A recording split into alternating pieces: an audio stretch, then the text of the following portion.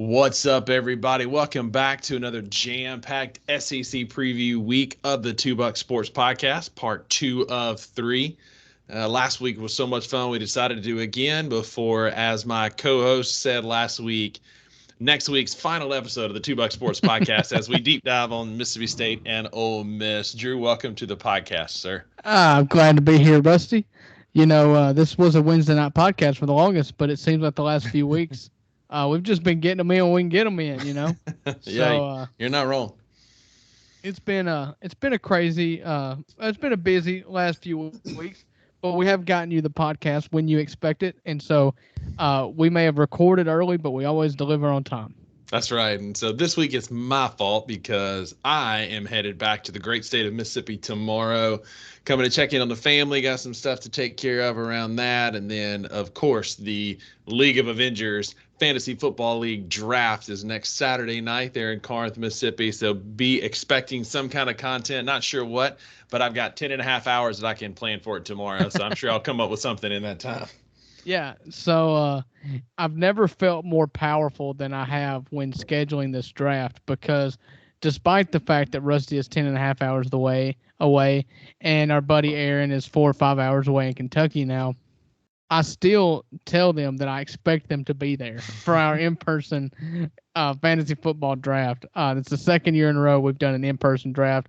Year number 1 that Rusty's going to be able to make it in person, though, so super excited about that, and it leads right into my Bucks best of the week, and it is just the amount of mock drafts that I've done this week. I love fantasy football season, and it's kind of like NASCAR, in which the first event of fantasy football season is the Daytona 500, and that's the peak.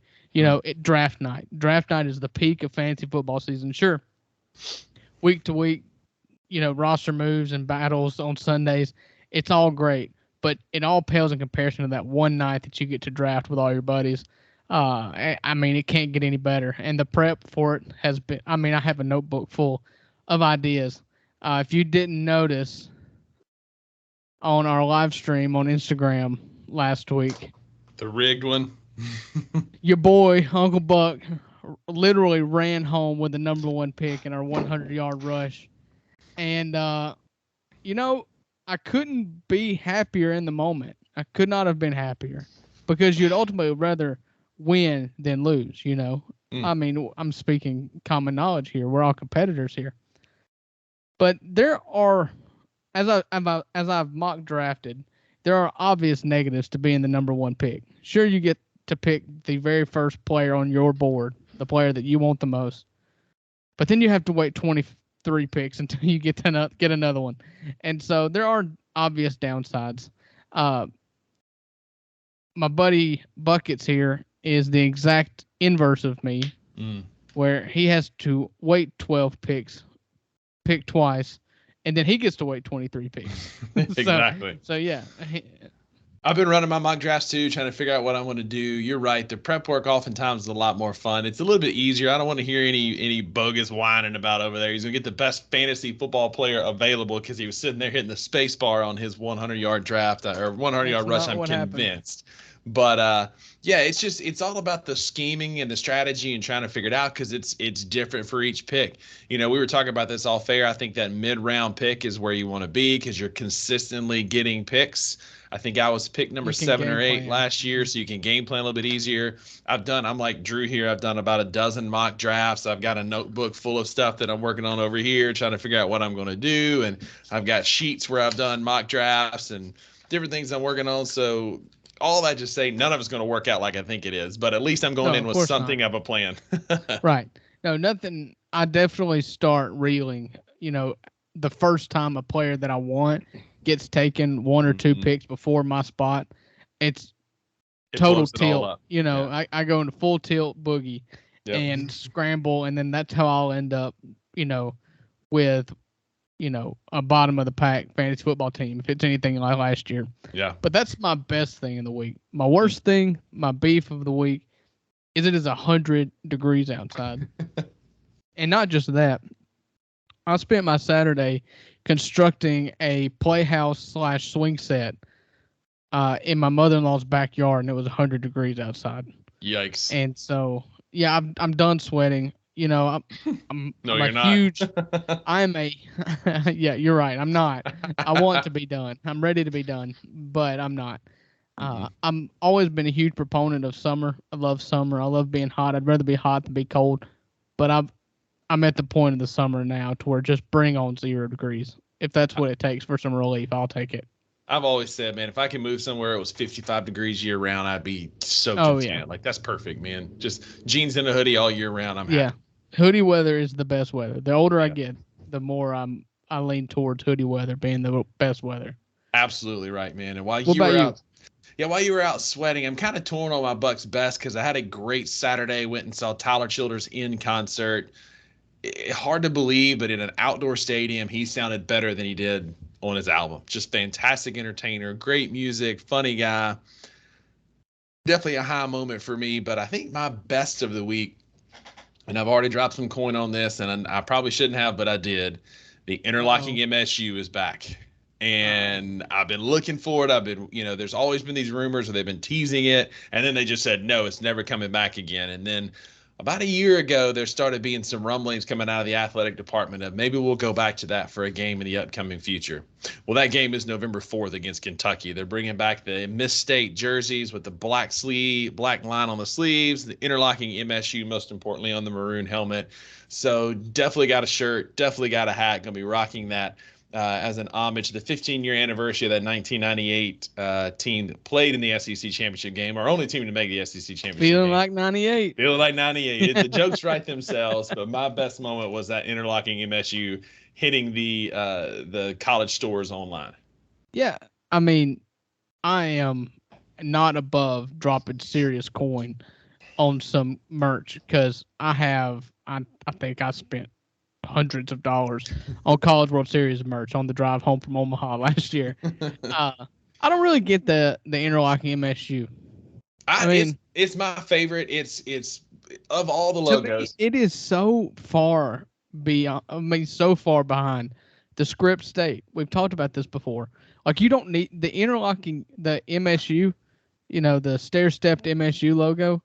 It looks like it's from the 90s, but it's not like something that's worthy of bringing back. It's not like the old Disagree. Expos. Like Disagree, those, man. It looks so good. It's gotten so much but positive feedback it looks online. old It's though. it yeah, It and don't that's the look like point. something that's new school. Like it could. It's not timeless. It looks old. Disagree. If you're a Mississippi State fan, that look is timeless because of those good 90s teams, the players it represents. It was a good era for Mississippi State football, and it's just a Anything that good look. reminds me of Matt Wyatt, right? That's I right. mean, Wayne Mackin, the DeCenzo Miller, good old days of Matt White, the Pig Snow Prather. Bowl. Yeah, man. But no, it's a good look. The script state is awesome. It's anything to replace that banner M. Not a fan. Have never been a fan of that, and I'm grateful to see that we're moving away from that with the state. I think the state script will stay, and I agree. That's a phenomenal. You and I both have It's said we're the best suckers for one. script, but the throwback '98 should have a yearly presence in one game. Make it homecoming. I'd love to see an all white like the Snow Bowl that we wore. Big fan of the interlocking MSU coming back. Yeah. And then I yeah. my Go ahead. beef of the week, real quick, was I've already kind of mentioned it. I've got 10 and a half hours tomorrow in the truck heading home to plan for our fantasy football draft content because why is it so expensive to fly? Like, I get that you got to pay for the gas and the mileage or whatever that comes with that, playing for the plane. But it is ridiculous how expensive plane tickets are right now just for me to fly from Myrtle Beach to Memphis to get back home. Like it should not cost a car payment more than a car payment for me to fly home, especially when I've got a truck that gets 18 miles per gallon on a good day on the highway, Right. and it's infinitely cheaper for me to drive it home than it is to fly home right I now. tell you So what. my beef is Just airline prices. yeah. Just make your beef inflation. Mm. you know. I mean, We could do a whole everything. show on that. I mean, We talked about this in a phone call yesterday that the average American is paying over $790 more in the month of July for groceries, services, and home right. insert whatever. I forget the exact word that they use Right. than they were 2 years ago. It's just incredible how much more expensive things have gotten. And we've talked about this numerous times, Drew, off air. Like, I feel like I can't walk out my door for cheaper than $250 for I whatever I'm know. doing. You know. You. I've got a family of 5, and I've just had to put the brakes on going out to eat because that's in Mississippi and in the South, it's one of our biggest flaws. But what we do for fun is eat. Yeah, And that's what we're raised for. And on a Friday and Saturday night, that's what you do: is you take your family, you go out to eat. I can't do that for less than $100. No, I imagine and not. Therefore, I don't do it. Yeah. It's just, it's the same here for this family of 1 in Myrtle Beach because it's a tourist town. It's expensive to go out to eat, but I could not imagine trying to feed 5 miles going out, even in a low cost town like Ripley or Karn, somewhere like that. Whew. Right. There is no such thing as low cost town anymore. Not around here. If we keep talking about this, we're going to get into politics, and that's not what this show is about. So this week's stat of the week is brought to you by a future sponsor of the 2 Buck Sports Podcast. We are looking for sponsors. If you want your business or your podcast or whatever to sponsor a segment, let us know. Doesn't your PT company need to advertise with us? We're cutting the costs left and right, man. Yeah, good luck with that. Okay.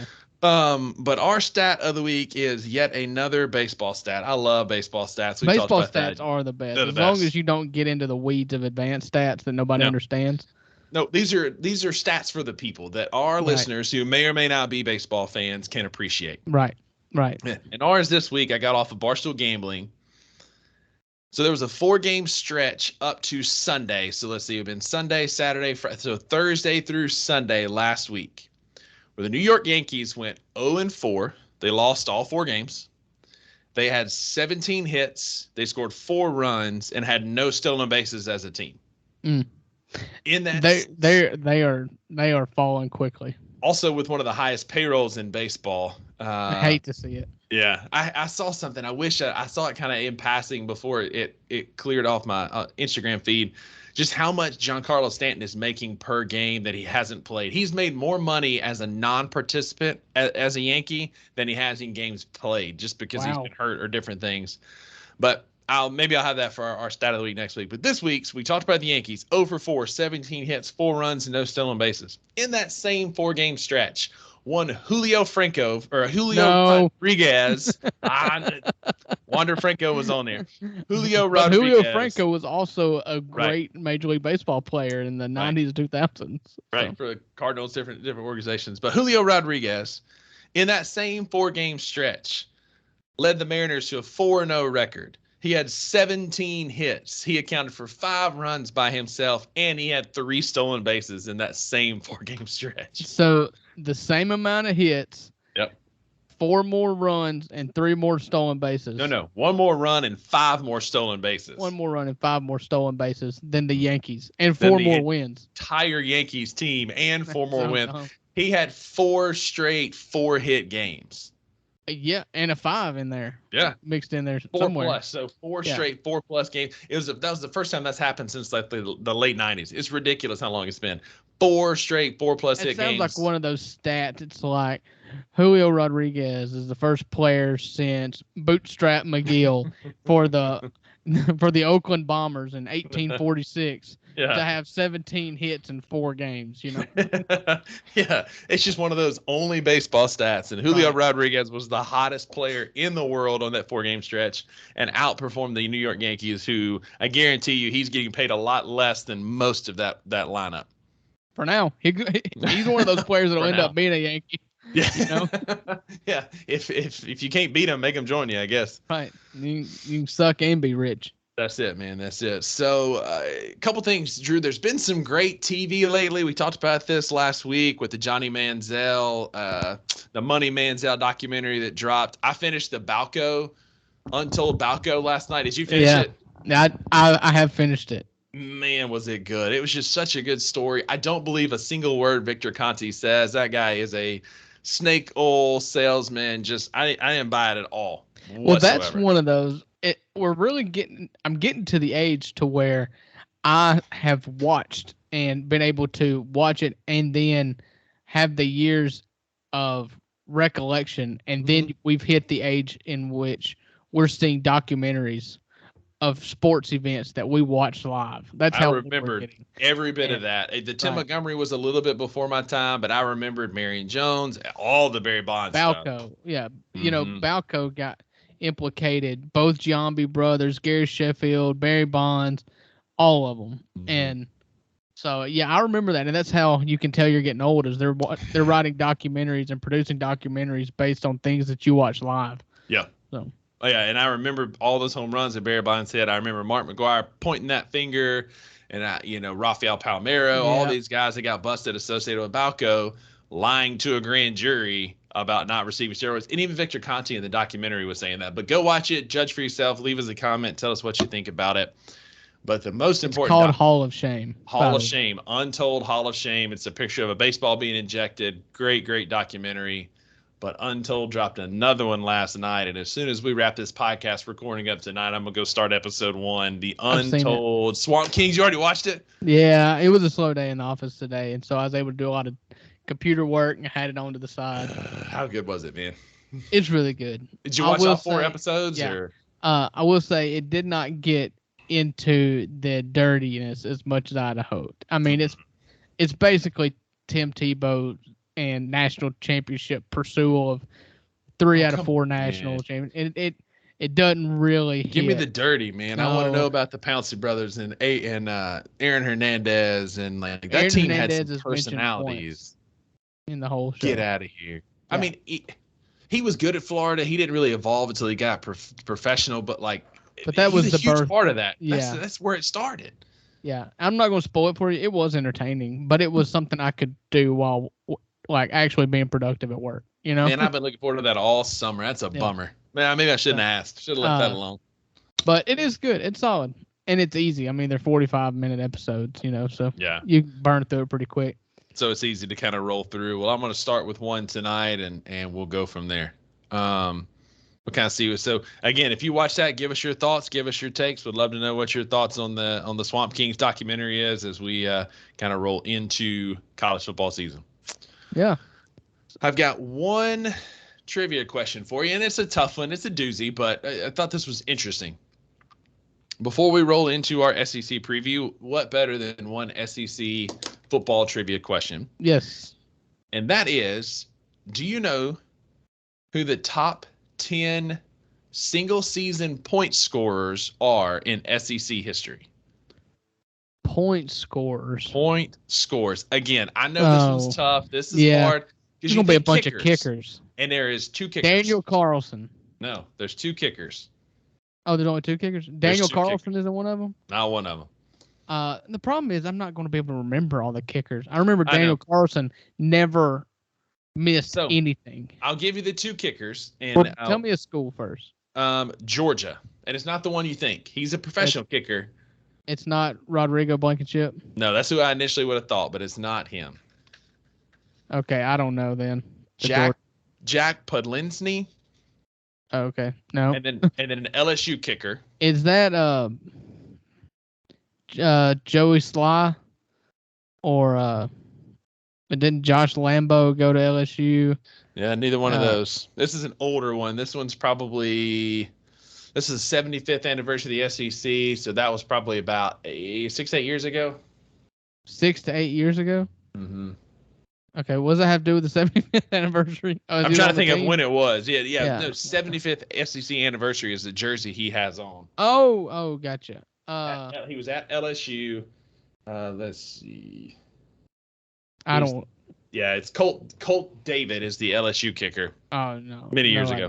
Now the rest of these are their points. Oh, excuse me. There's one other LSU kicker is Cade York. He was hiding in there. Cade York. More relevant, more recent one. He's in the NFL now. Is it? He is. The Browns, I think, maybe. You're right. He was part of that game of the century, that 6-3 Alabama LSU game. Yeah, he's Cleveland Browns. So yeah. All right. So the other ones are offensive players, obviously. Right. We've got 1, 2, Joe Burrow, 3, 4, 5, 6 running backs, and 1 wide receiver. Okay, so I guess passing touchdowns didn't count then. No, I guess it's receiving. They're giving it to the receiver. Bo Jackson. There's 1 Auburn representative on here, and it's not who I would have thought. Ronnie Brown. Nope. More recent. Cadillac. Not more recent. What's the guy's name that's Tank Bigsby? A little bit older than Tank. Dude, Trey Mason is the Auburn representative. He scored 150 points in a season. Yeah. That he was on that title team. Yep. So we've got 1, 2, 3. We've got 4 Alabama running backs. Derrick Henry is number 2. He scored 168 points. Ingram. Nope. Richardson. He's tied for 7th with 144 points, tied with one of the other Alabama running backs. Drake, Lacey. Older. 1999, 98. Sean Alexander. Sean Alexander, NFL MVP. Yeah. The other Alabama running backs set the single season record with 180 points. He's currently playing for the Pittsburgh Steelers. Currently playing for the Pittsburgh Steelers at running back. Najee Harris. So then all we've got left is an Alabama wide receiver. Amari Cooper. LSU running back, more recent. Judy. Heisman Trophy winner. Devontae Smith. And an LSU receiver. Running back. LSU running back. Joseph Adai. Ooh, that's reaching way back. Yeah. Shoot. Clyde Edwards-Helaire. Not quite that recent. He is famous for tossing Auburn defenders like they are ragdolls. Oh, Fournette. Leonard Fournette scored 138 points. So that is your all-time single season point total. And you think about it, it makes sense for more recent. Yeah, he killed an Ole Miss defender. If you ever want to watch whatever, you watch any mixtape of Leonard Fournette, and you will see him obliterating an Ole Miss defender. That one, and then you got Trent Richardson's where he put that poor kid on skates over in the corner. Sinquez Golson. Yeah.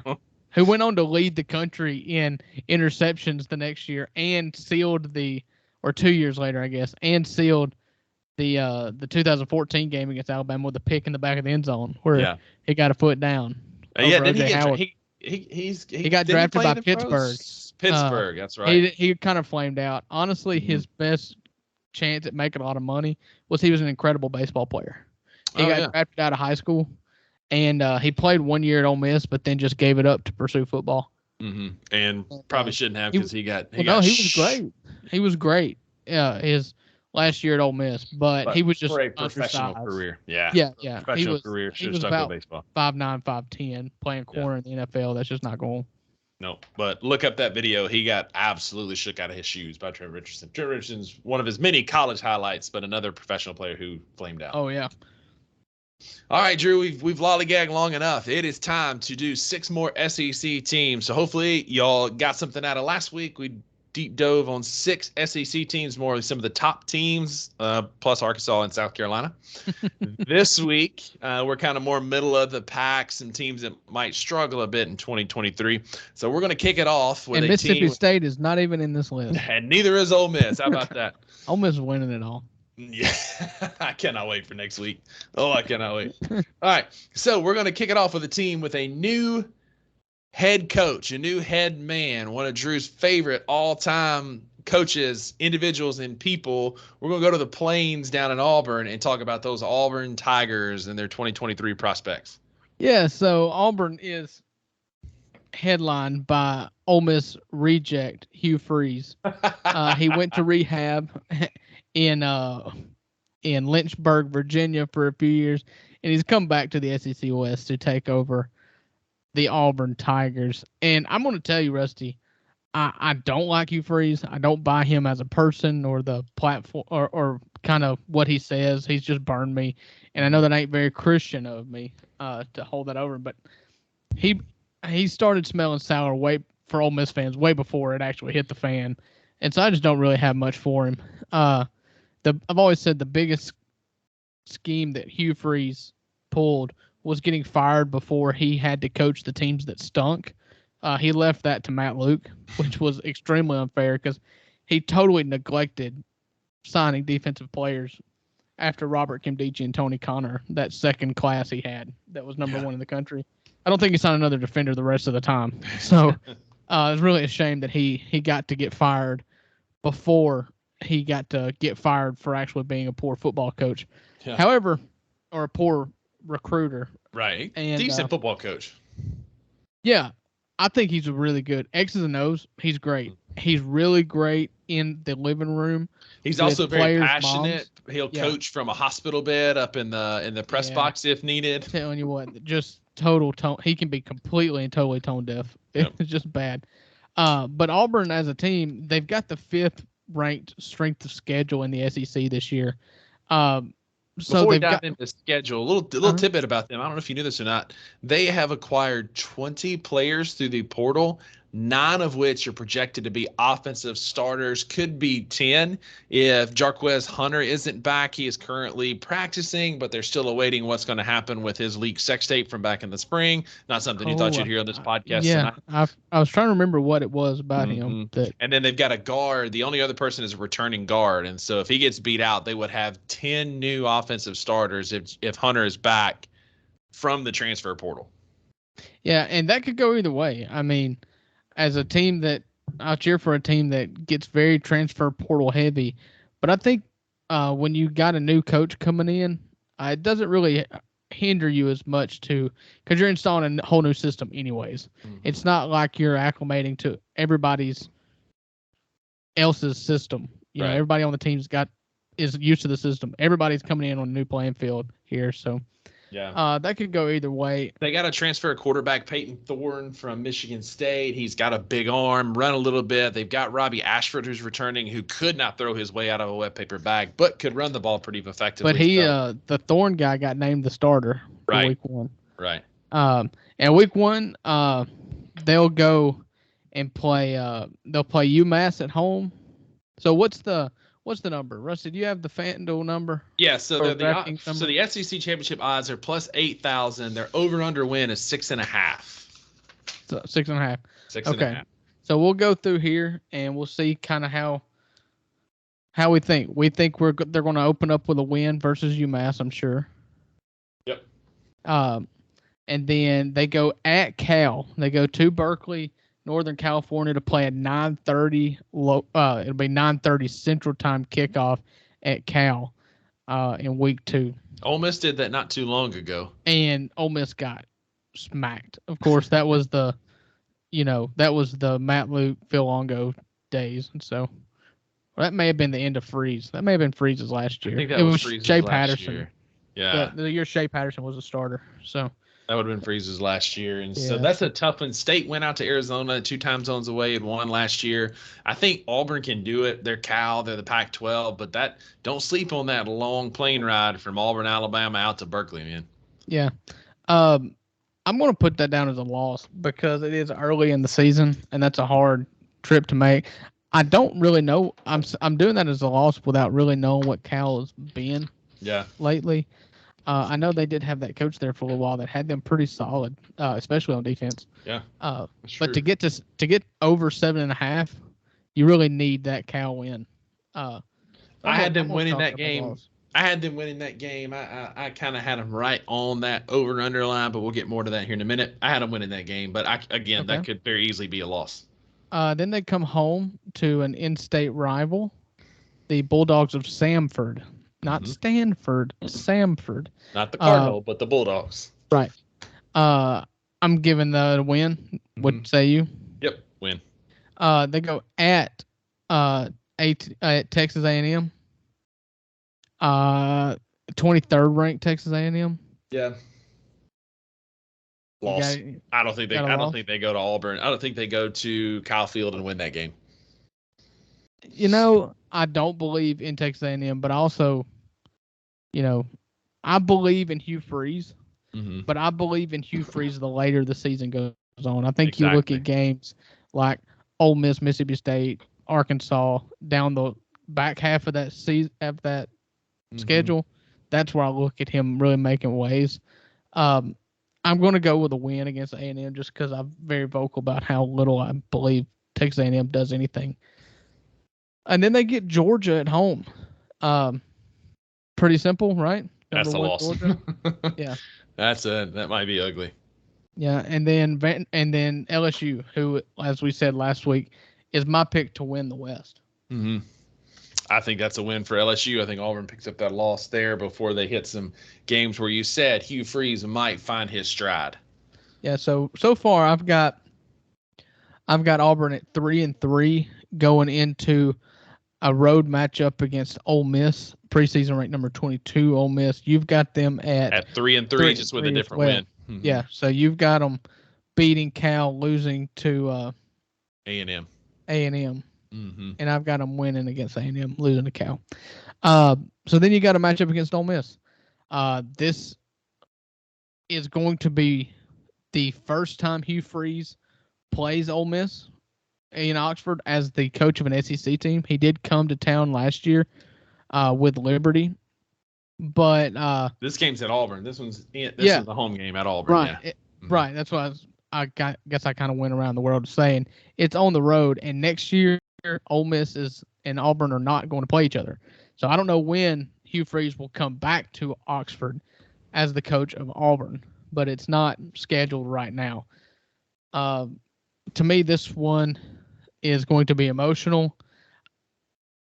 I think Ole Miss wins because I'm starting. The more research I do on Ole Miss, and I'm a homer. I'll couch. The more bullish I get on the number. The number is only 7.5 for Ole Miss, but we'll get into that next week. I also agree. I think just because of talent, I think because of continuity, I think because of some of the returning players, Ole Miss has done a little bit better in the transfer portal. I have Ole Miss winning that game. Another loss for the Auburn Tigers. Yeah.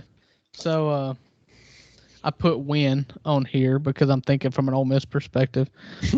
So, and then they have Mississippi State come to town.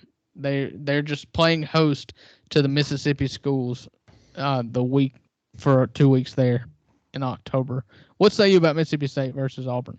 Again, as my astute colleague said just a minute ago, the more I research Mississippi State, which we'll get into next week, the more I'm bullish on the over. We're at 6.5. I'm bullish on the over, and I think this is one.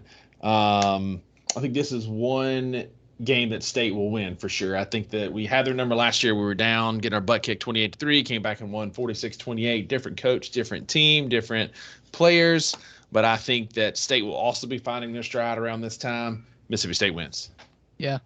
I don't know which way to do it on this. I mean, I've got right now going into the Mississippi State game, I've got Auburn being 4-4. You've got them 3-5 or 3-4 going into Mississippi State, leaving 3-5. I'm gonna put Auburn win on that one. I'm telling you, Rusty, I know what Hugh Freeze is. I don't know what Zach Arnett is. Yeah, and I get that, but Zach Arnett is also returning. He's got guys believing. He's got defense returns a ton of starters. But again, we got a lot of production coming back. We'll save that for next week. Yeah. Woo-saw. I think Auburn loses to Mississippi State. All right, so then they travel on the road to the deconstructed field in Nashville to play the Vanderbilt Commodores. That holds 28,000, which is smaller than most Texas high school stadiums. Just ridiculous. This is an easy win. Yeah, for sure. I will believe Vanderbilt. I will pick Vanderbilt to beat somebody when I see it. And I know we did see them beat Tennessee Florida last year. But easy for you to say. Yeah. For once, it's me getting marble mouthed and not you. So we both have this as a win for Auburn for Vandy. Against Vandy. And then they go at Arkansas, a road trip, back-to-back road trips here. They go to Fayetteville to play Arkansas. You have any overarching thoughts about this game? No, usually I would pick the home team, but I'm not buying Arkansas. They've got Rocket Sanders. I don't believe in KJ Jefferson a ton. I don't know that Sam Pittman is the answer. He's a great motivator, rah-rah guy. I have this as a win for Auburn. See, I have it as a loss because I am bullish on what Arkansas can do. They make me a little nervous replacing all their coordinators. But if there's one thing they can do, if they choose to, they could slow this down and make it really dirty with KJ and Rocket. Yeah. And kind of sit on you if their defense is going to Yeah, I picked Arkansas. Show up. Yeah, I picked Arkansas to lose last week. I'm sticking with it this week. New Mexico State will breeze through this one, and then they've got the Iron Bowl this year. It's at Tuscaloosa, and if there could be, it's at home. It's in Auburn. I'm sorry, yeah, it is in Auburn. This would be just the Hugh Freeze miracle of all miracles. If he could go into, if he could have Alabama come into town and then knock them off, it'd just be incredible. He did it twice at Ole Miss. I said last week, I think Alabama loses a road SEC game, and I could see it being this one with some late season magic on the plains. Auburn is notorious for having a kooky bounce, a kick six, that tip, that Hail Mary against Georgia, and they win games they're not supposed to, but they usually do that at home, and I think this could be a game that they win. And so for me, I had them finishing the year at 7-5 with this as a win. And your schedule kind of looks like what I said could be possible. You've got 3 straight wins, you've got 5 straight losses, and then 4 straight wins down the stretch there, with ending with a win in the Iron Bowl with Alabama. Hugh Freeze always does rivalry games big. Mm-hmm. He always knows how to speak with kids in rivalry games. And maybe that's because he's a Mississippi kid and he was on the staff at Ole Miss for Ogeron, and then he came back to Ole Miss as the head coach. And so he just knew how to speak the language in Mississippi. Mm-hmm. We'll see if he can translate that to Alabama as well, but I think he can, to the folks of Alabama cheering for Auburn. He can get them dialed in. It'll be a good game. I'm just not picking Alabama. Yeah. There you go. Well, I had them at 7-5. What'd you have them finishing at? I ended up 6-6 with the under hitting. So, yeah. All right, we'll find out in just a few short weeks. Yeah, and they're not starting off with anything fun to watch. So no, so we won't. I really won't pay attention to them until September 23rd when they play A&M. No, I'm going to watch that late game at Cal. That'll be fun. That'll be a night game. My buddy, that's a 10:30 kickoff for you though. Yeah, my buddy Whit and I took a nap and we had a Skype call very similar to how we do our podcast here last year when State played at Arizona, and that was a struggle for a team that I care about. So I am not watching Auburn at 10:30 at night. No way, no how. Yeah, I'll let you know how it goes. Yeah, sounds good. I'll read about it in the funny papers the next day. But speaking of funny papers, we're going to stick in the SEC West. One of my least favorite teams, one of the teams I'm not super high on, but I'm hoping for an absolute meltdown on the sideline, and that is the cult that is Texas A&M.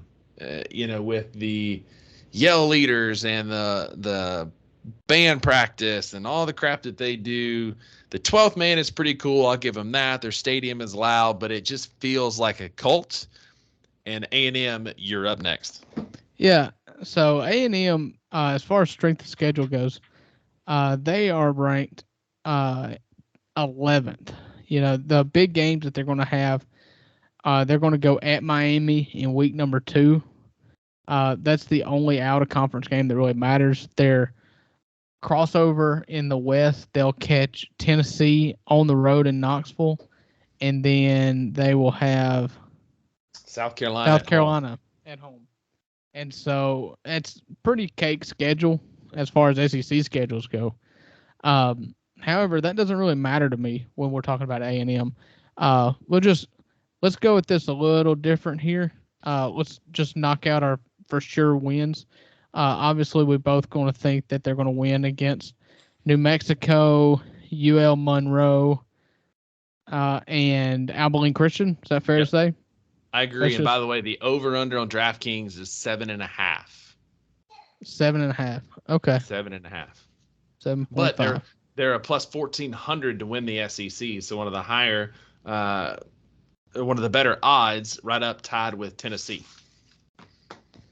Yeah, but I mean, that's still because not great how odds. many people are you actually picking? It's going to be Georgia or Alabama. Yeah. Or, the fact that they're even with Tennessee says more about Tennessee than it does A&M. And according to what I'm looking at here from RotoWire, A&M has been holding at 14-1. Tennessee just climbed from 16-1 to 14-1 to tie in with them. So the money must be going. Whoa, seriously? Trending in that direction, yeah. Who's the quarterback for A&M this year? It is Connor Wegman. He finished out the season last year as a freshman. This will be Yeah, his I sophomore remember. campaign. New OC. Remember, we got Bobby Petrino. That's allegedly going to Right. be calling plays. Jimbo said he was going to let him. We'll see. I doubt it.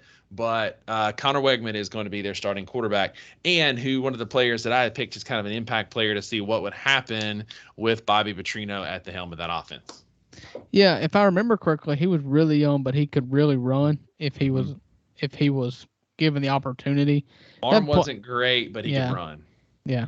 And so, I mean, let's just get into it. Do you Yeah. think uh they go at Miami? Is that in Coral That's Gables? actually at Miami. It's not a neutral site. It's in Okay. Coral Gables. Um, hold on. Go ahead. I did not have them losing a non-conference game. I think Miami's trash. Miami is not good. They're one of the, just a shell of their former glory days, and I think A&M can go win that game. It's early, but I think that's a very winnable game for Texas You A&M. don't think Cristobal starts the getting it pointed in the right direction at least? I've seen nothing, man. I've seen nothing that leads me to think they're going to be a decent team. Hmm. All right. I mean, I'm cool with that. They've only got this is weird. So they've only got 4 true road games this year Right. because of Arkansas being at Jerry World. That stinks so bad. Mm-hmm. Yeah, I'm gonna give A&M a win at Miami. Then you got Auburn. Yep. I picked this one just a minute ago, so I'm gonna stick with it. I'm gonna say that Auburn gets the win and they get their first loss of the year. And I picked A&M to still win that game. Their first loss is still ahead of them. I had them to beat Auburn at home. Then you get to the Jerry World game, the Walmart kickoff, if you must. Um, to me, these teams just blend them together and make one college team out of it, and they'd probably be unstoppable. You know, they've got similar Mm-hmm. colors. You know, nobody really cares one way or the other about them in the SEC. You know, unless Mm-hmm. you're within the friendly confines of the state of Arkansas Or a or that Sam's little Club. yeah, or that little pocket of Houston that Texas A&M gets to claim. Yeah. Uh, so yeah, let's just merge them together and make one big team. I So like it. you Let's just call it a tie then. yeah, we'll call that a tie. We'll call it the Texas Arkansas and Mechanical School, Texas A&M. But I had them. Let's see. I picked them to lose that. To lose that game to Arkansas. I think that's a game that they will. That'll be their first loss. It's a not a true road game, but I had Arkansas sneaking up and winning that game.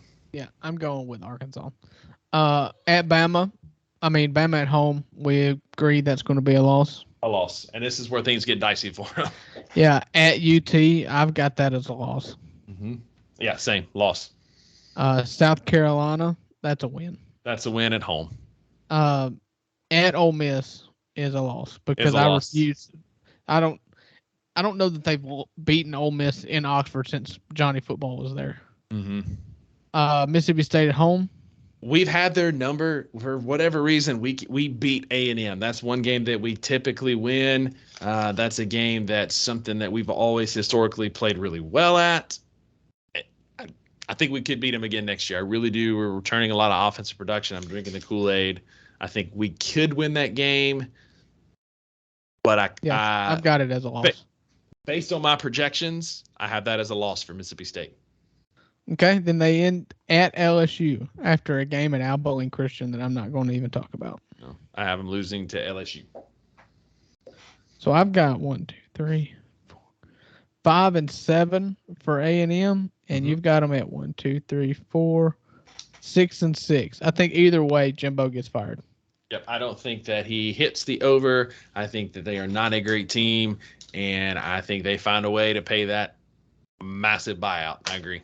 Yeah, and the buyout got smaller just Yeah. by having an extra year on. You Yeah. know, you get coaching for an extra year. Yeah.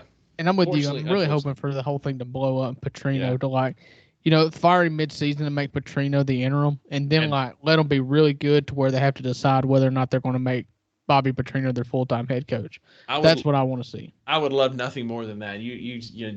Lose, win your non-conference game, lose to Auburn, Arkansas, Alabama, Tennessee, go to that open day, get fired for South Carolina, let him win some games towards the end of the year, pull a Coach O, point him in the right direction. I would love nothing more, like you said, than Bobby Petrino to get that job, and then it blow up again next year.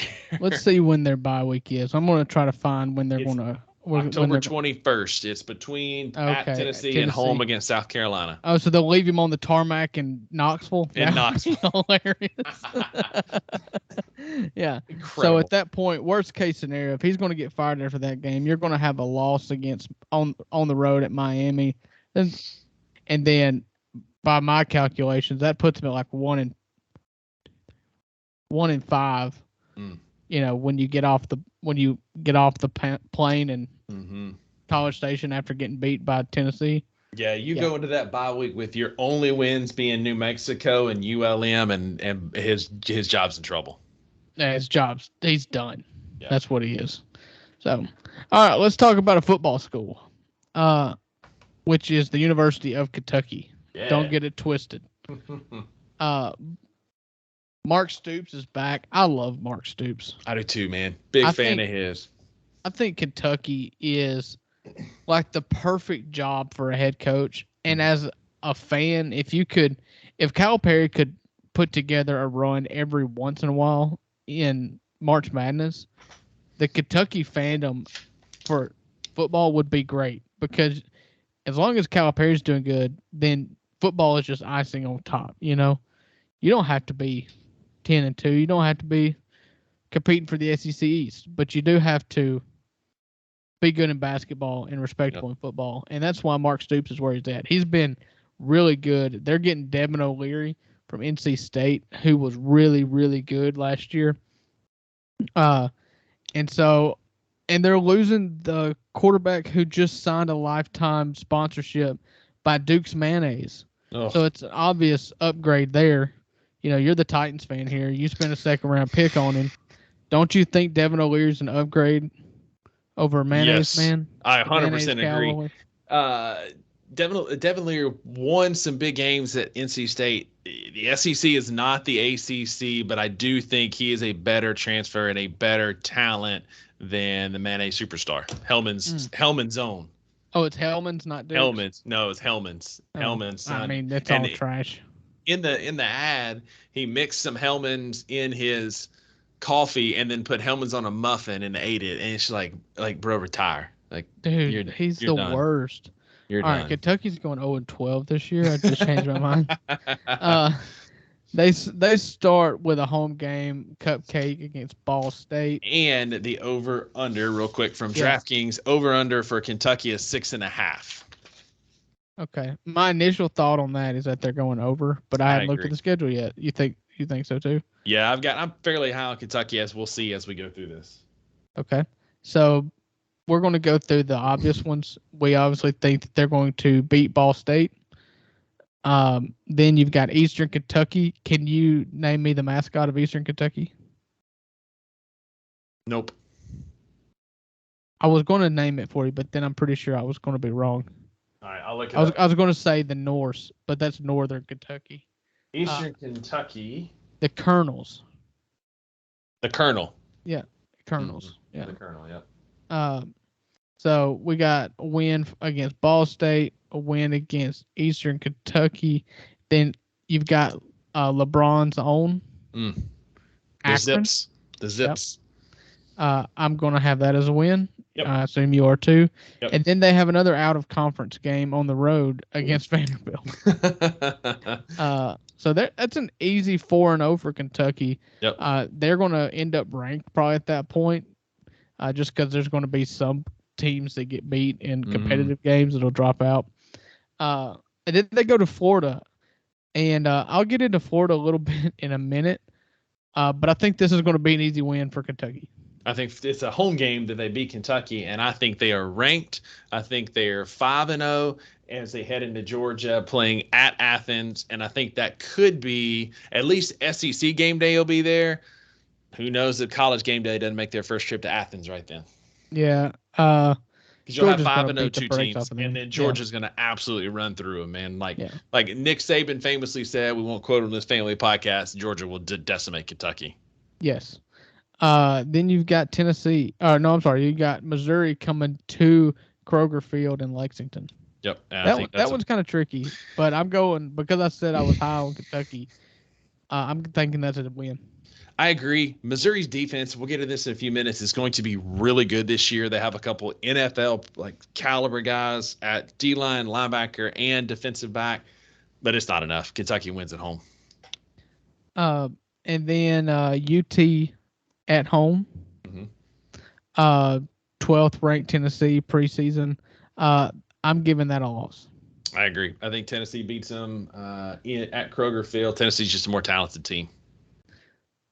All right. You got that a loss. And then at Mississippi State. The home team always wins. If you look back at this series over the last probably 10 years, the home team always wins. Mississippi State wins here. It's a loss for Kentucky. Okay. So if I give Kentucky a win here, that clinches the over. And that'll have them at, let's see, 1, 2, 3, 4, 5, 6, 7, 8, 9, 7-2 going into the last 2 weeks of the season. Just based on the number alone, I'm going to say that's probably not the case. I'm high on Kentucky, but I don't know that I'm 7-2. Yeah. So I'm going to give them a loss here, even though I'm not really convinced that Mississippi State's the team that's going to give them an L. I do think that they're going to get another one in there somewhere. Then Bama at home. That's a loss. Yep. At South Carolina is tricky, but I'm not high on South Carolina this year, so I think that's a win. And yeah, you go ahead. Yep, same. I think it's a win. Yeah, so I was just going to agree. And a few things about Kentucky make me happier than when they beat Louisville. I don't know what it is about Louisville. I just, that's the only point of like SEC pride I get is I think I always cheer for Kentucky over Louisville. I can't really tell you why.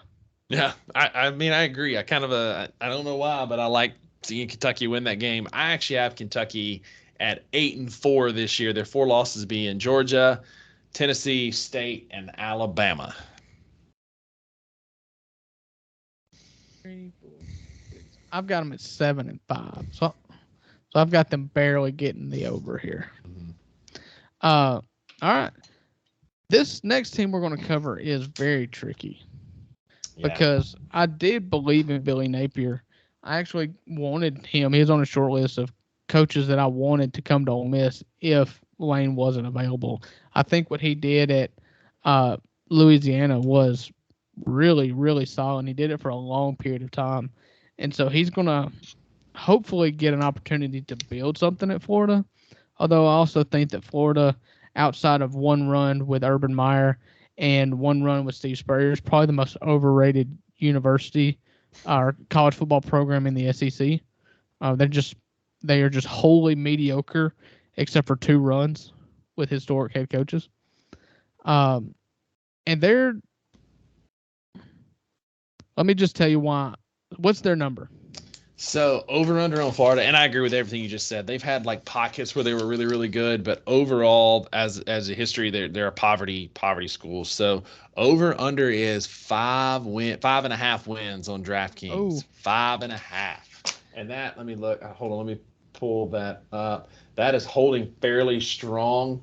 They moved up from a 100-1 to 70-1 odds in the SEC, so they're trending up a little bit, but DraftKings still has them at 5.5 wins. Yeah, and CBS has them as the hardest schedule in the SEC. It's not easy. So pair that with, I've got a stat for you now. Their starting quarterback has been announced. It's Graham Mertz. We talked about him last week from the University of Wisconsin transfer. Last year against AP-ranked opponents in the top 25, which you will see plenty of them. Just looking through their schedule here, 1, 2, 3, 4, 5 of their 12 games are against preseason top 25 teams. Graham Mertz's stats against top 25 teams. His QBR is 28. That's the last. 38. That's the last in the FBS. His completion percentage is 54%. That is last in the FBS. His interception percentage is 5%. That is last in the FBS. and his touchdown to INT ratio is 5-12, which is last in the FBS. Wolf. And that's why the players that I had to watch for Florida are Montrell Johnson and Trevor Etienne, Travis's younger brother. Uh-huh. That quarterback, again, does nothing for me. I didn't have quite the stats that you had on it, but nothing about him is impressive. The only way Florida even comes close to sniffing 5.5 wins is through their running game. Yeah. Let's just see how many wins we get them here. Utah. That's an absolute loss for me. They're going to get shelled at Utah. They're going to they may have to put in a mercy rule like SEC baseball for that game. Yeah, they're going to go to Salt Lake City and just get boat raced. Yeah. Then they have McNeese as their. I guess they're going to get the taste of victory. I guess at the expense of McNeese. And then they go to play Tennessee at home. So Tennessee comes to town at 6:00 on September the 16th. Do you give the Vols any chance at all? No, I don't give the Gators a chance at all. I think Tennessee's going to maul them, man. That game's not going to be close. Then you've got Charlotte. That team where they were good at one point have fallen from the face of the earth. I'm going to put that as a win. What say you, Buckets? I agree. I think they'll beat Charlotte. Charlotte, maybe a little bit better, one of those fringe teams, but they'll probably be, 6 wins to get in the bowl, but they won't beat Florida. Yeah. And then we talked already about the Kentucky game. We both have Kentucky winning that game at home against Florida. So, Vandy, that's going to be a loss. You think Vandy's going to get them 2 years in a row? All right.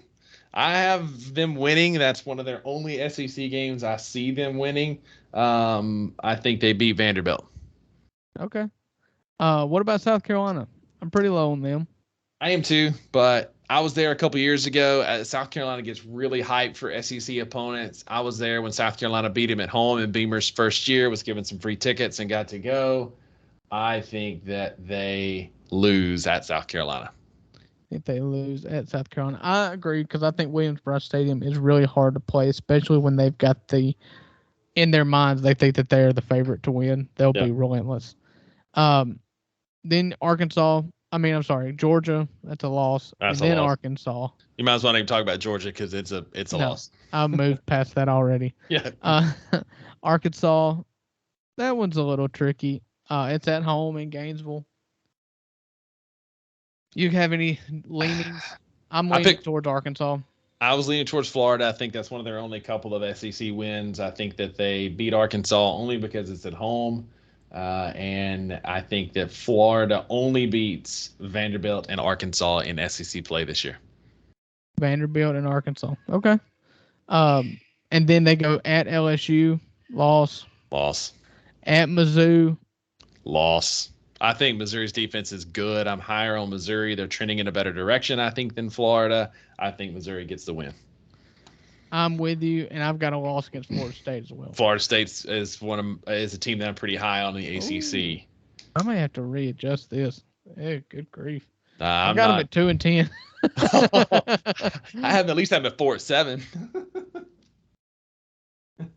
2-10. Drew, ladies and gentlemen, Drew is an anti-Florida on this podcast.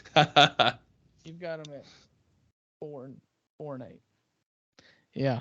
I think we both go very under on that one. Yeah. If I was a betting man, I'd be betting the under on Florida. If I could bet in my state. Yeah. Next we've got Missouri. Missouri, their strength of schedule this year, they're going to sit. Oh, I guess I missed them. 7th, about middle of the pack. They play Kansas State and Memphis in their non-conference, which are both really tricky, especially Memphis. They really screwed Memphis this year. Did you see that? Yeah. They're supposed to be coming to the Liberty Bowl and played, but instead they're going to play it in St. Louis. Yeah, and I guess Edward James Stadium, which is just garbage. A garbage stadium.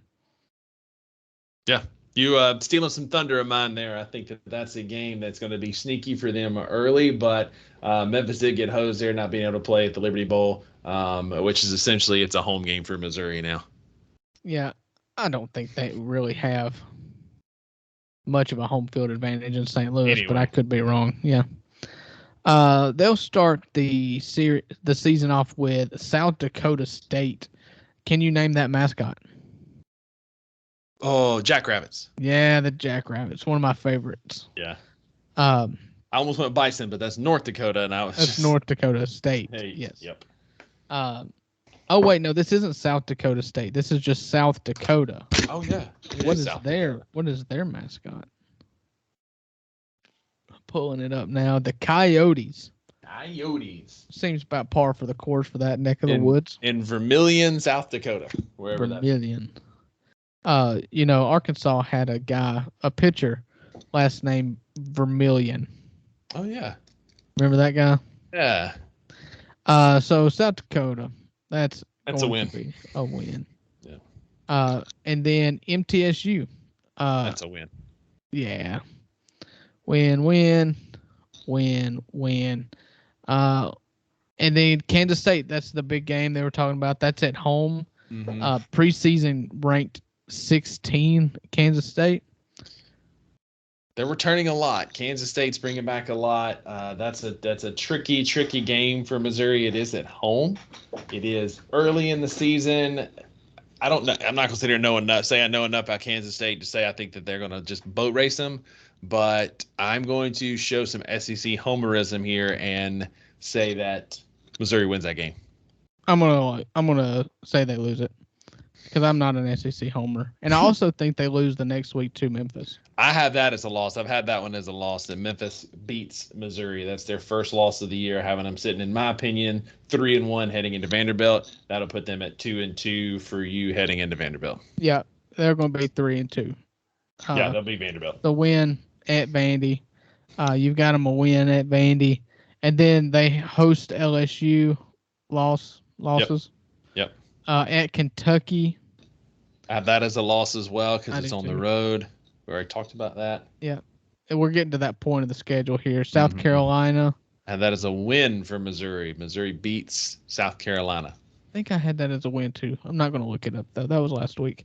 You did. Georgia. We both did. Georgia's a loss. Loss. And Tennessee at home. That's tricky.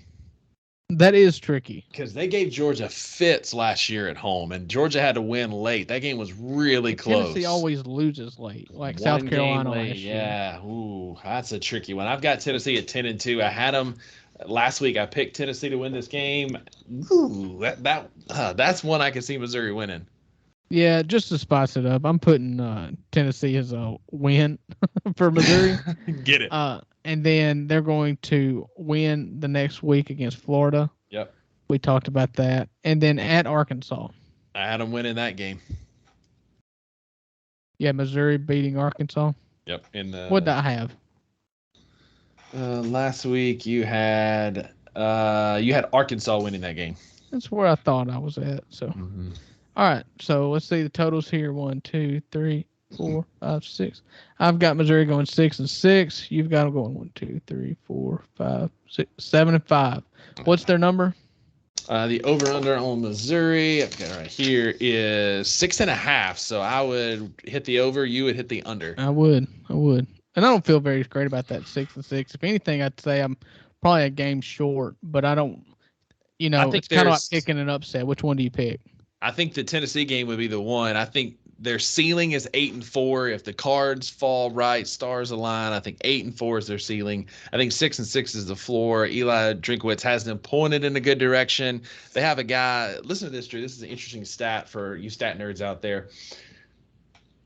They have an inside linebacker. His name is Tyron Hopper. He's number 8, Tyron Hopper. Okay. There have been in the list of there's SEC linebackers that go pro every year and have monumental careers. They're fantastic football players. In the last 20 years, there have been 9 linebackers who have put up 77 tackles, 13.5 tackles for a loss, 2.5 sacks, and 4 pass deflections, which is what Tyron Hopper did last year.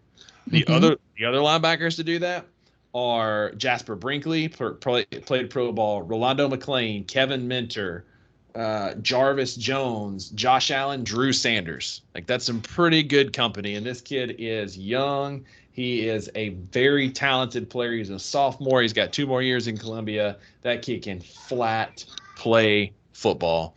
And that they've got an NFL prospect defensive tackle. They're really deep on the defensive line. Missouri's defense is really good. I'm fairly high on Missouri this year. I think 7-5, 8-4, somewhere where they end up. And again, it's thanks in large part to their defense. Their secondary is really good. And again, remember, it took Georgia scoring a touchdown. Brock Bowers scored a touchdown really late in that game to win. And so look for them to create some more magic like that in Columbia, possibly against Tennessee. And I loved Josh Allen when he was at Kentucky. Mm-hmm. And this kid, all the comps that I was reading today when I was doing some homework for this compare him to Josh Allen just in size and speed.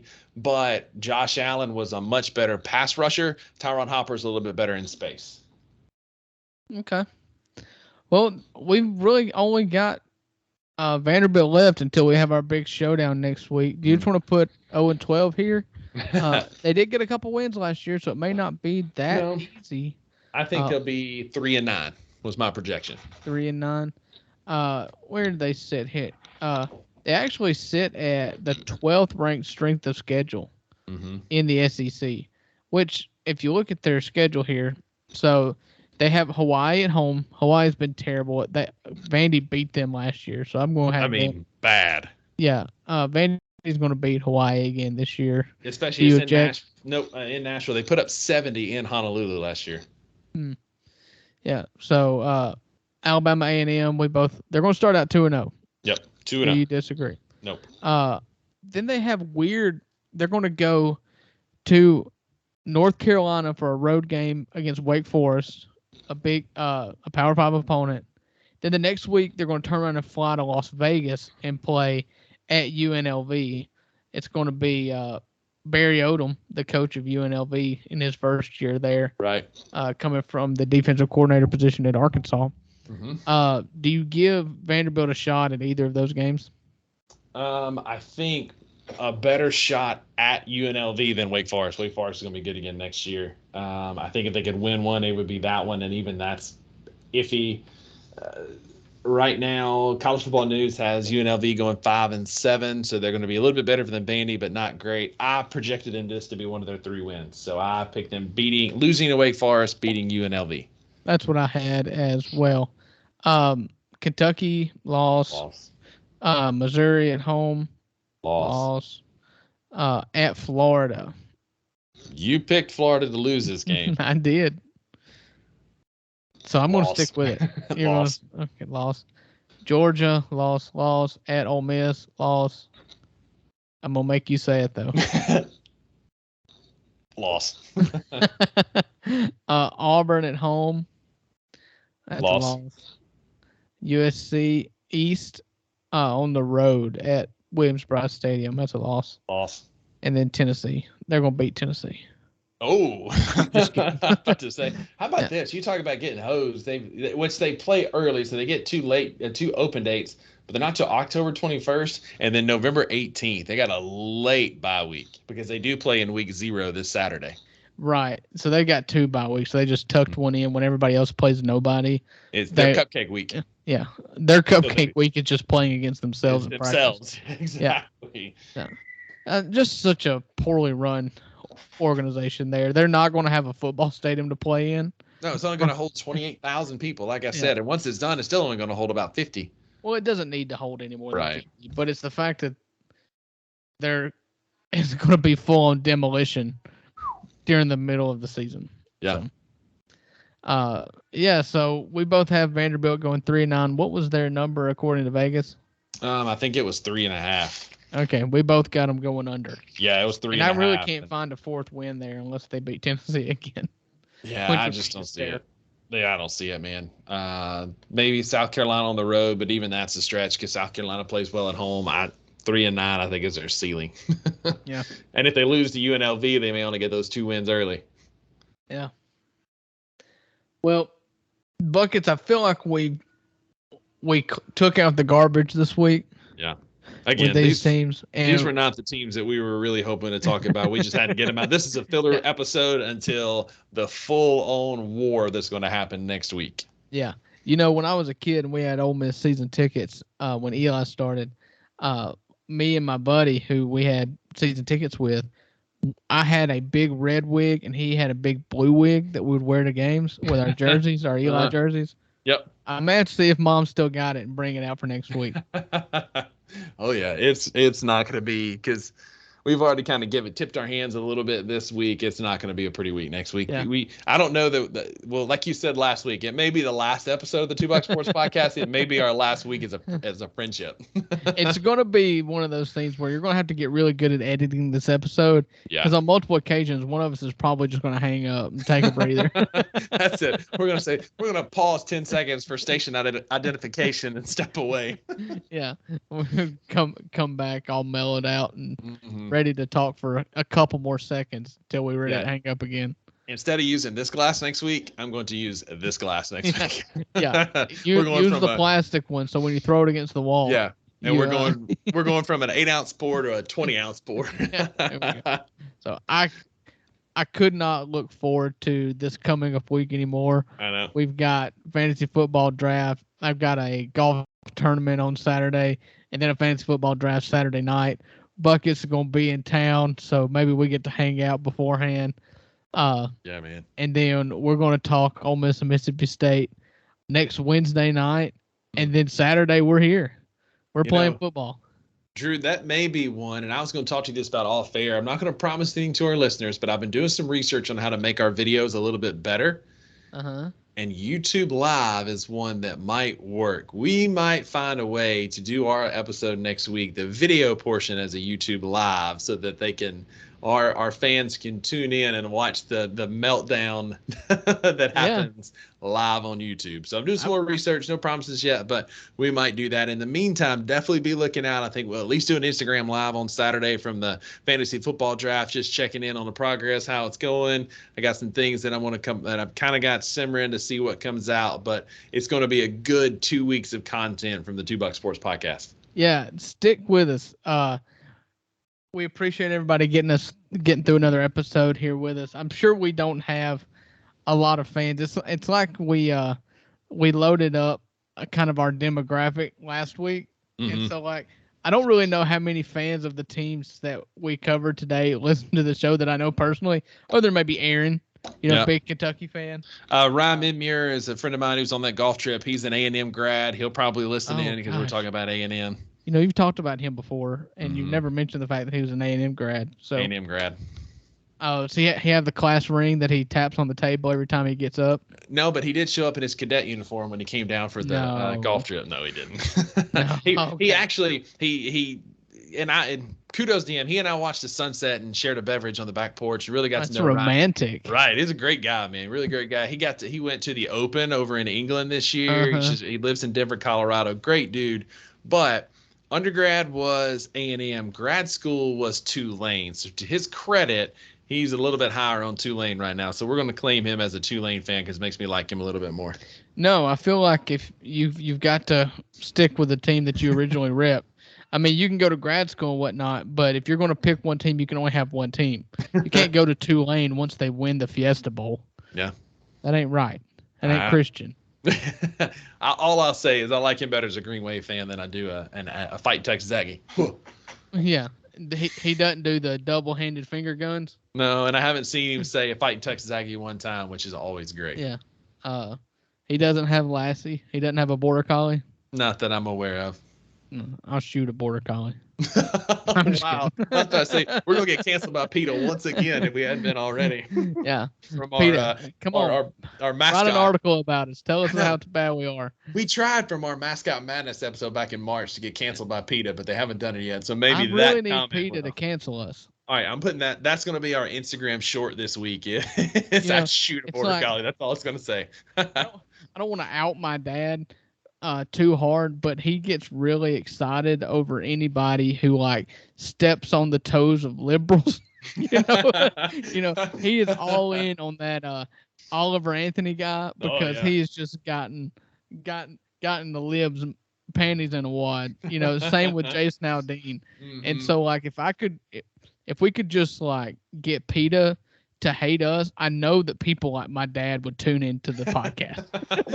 our viewership and listeners would just triple overnight.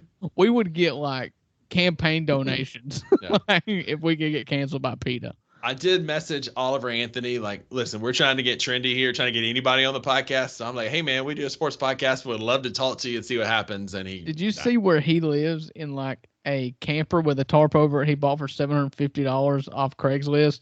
And he's turned down like $8 million in recording contracts. Yeah, he said he doesn't want to do the tour, doesn't want to do the tour bus thing. He just wants to make music that matters, and he's going to do it from his camper in He turned down an $8 million music contract, but let me tell you, he's making money. Oh, absolutely. Yeah. Instagram, somebody's paying this man. Yeah. Somebody's paying this man. Well, my 90-pound dog has taken over my recliner. I don't know if anybody can see on the YouTube video here or not, but my dog is just taking over my recliner, and I'm starting to get a little jealous. Our official mascot, that is Mr. Ted. Is he a Bernedoodle, right? Yes, he's a Bernedoodle. That is half Bernese Mountain Dog and half Poodle. And all lug is what he is. There he is. If you're watching on YouTube, if you're listening on Spotify, go check this out on YouTube. You will see the official mascot of the Two Buck Sports Podcast, Mr. Ted, the Bernedoodle. Yeah. So, Rusty, I've enjoyed this episode today. I'd be lying to you if I said that this wasn't like a trap week. It's a trap game because we're all just really thinking about next week's showdown, the Egg Bowl Two Buck Sports Podcast preview episode. And so, until then, do your research because I'm gonna come fully cocked and ready to go. I'm doing some homework, and I've got its own notebook right here that I'm working on. That I've got some stats, I got some things. We're gonna deep dive, we kind of skimmed some high level this week. No offense to Aaron and these teams, we don't care about any of these teams. We kind of high leveled, skimmed over the top of these, gave you the 10,000-foot view. But next week we're gonna get in the mud. We've got an hour-long episode. We're just gonna get in the mud in Oxford and in Starkville next week. We're gonna talk about the two teams that matter the most to us. I'm gonna talk about how much I hate Ole Miss. Drew's gonna talk about likewise how low he is on State, and we'll see where we end up from a record standpoint and who we think is gonna win the Egg Bowl. And we'll see if we even have a friendship left anymore. There's a lot of variables in play next week. Yeah, and I will tell you this, Rusty, and I want you to make me the same promise. I will let you speak. Mm-hmm. I'll let you get your point across, and then I will eviscerate you. Exactly. We can't be talking over each other for an hour and a half. So. I commit to letting you finish, but just know I'm going to tell you where you're wrong when you're done. Okay, that's fair. We'll have a truce while we make our arguments, and then we will hate each other. Oh gosh! Just next week, what you're going to hear is this is Two Buck Sports Podcast. Bye. That's part of the reason why we like the idea of doing a podcast is because on all the major sports except for one, we totally disagree wholeheartedly. But then we kind of find common ground in October when the Grizzlies start. That's it. Just in time for the Egg Bowl to come around and divide us again. But that's it. And then after November, we're back on good graces through the end of the NBA season. So. Yeah, we'll buy each other a Christmas present and we'll apologize, and then we'll get fully into the Grizzlies. But dadgummit, not before then. Not before then. So. All right, Buckets. Everybody, please continue to check us out on Instagram at the number 2 Buck Sports Podcast, and you can find this podcast on YouTube in video form. At our YouTube page, the 2 Buck Sports Podcast, and you can find this podcast on Apple, Amazon, Google Play, and there is a button there on all of those platforms in which you can share it. So please share it with your friends. Give us a rating, a review. Tell us what we did wrong, what we did right, but regardless, give us 5 stars. Hey, real quick, thank you again to everybody who participates in our Instagram polls. We had a great turnout this week. Had a lot of people voting, agreeing with us. I'm trying to pull it up right here. It was pulling up and then my phone glitched. Here we go. We had a lot of people vote in. Thank you so much for participating. We enjoy those polls where you tell us we were wrong. Say? So 67% of the people agreed with us that Georgia was going to go over 11.5 wins. Mm-hmm. We were split dead even 50-50 picking Alabama on the over-under. Dead even. On let's see, and then on Tennessee, we had 6 voting the over, 3 voting the under. So 67-33. LSU, we had 56 people take the under, 44 taking the over. So not as many people on high as LSU, or as high on LSU as you and I are. Yeah, I'm high on LSU. And then the exact opposite. We had 67% of our voters picked South Carolina to go over 6 wins. And you and I both are a little bit lower on South Carolina, picking them to go under. And then lastly, Arkansas. Most of the people agree with us. They're picking the under at 56%. We're picking the under on Arkansas's win total at 7 wins. So yeah, thank you again for those who participated. That's a lot of fun. Be on the lookout for this week, so I'll get those posted in the next day or so after this episode drops on Thursday. Be on the lookout for those. Please let us know where you agree, disagree, and definitely shoot us a message and tell us why. We love interacting with our fans. Yeah, I have enjoyed this podcast with you once again. Looking forward to next week, kind of. The one that we will not enjoy. That'll be the first one where we can say I did not enjoy this podcast. We cannot talk about Ole Miss and Mississippi State until after our fantasy football draft on Saturday night. So we can still be on speaking terms for that. We'll have a good time then. We'll do some content then, and then it's war. All right. Bring it on. All right, buddy. Enjoyed it. All right. See you guys. See ya.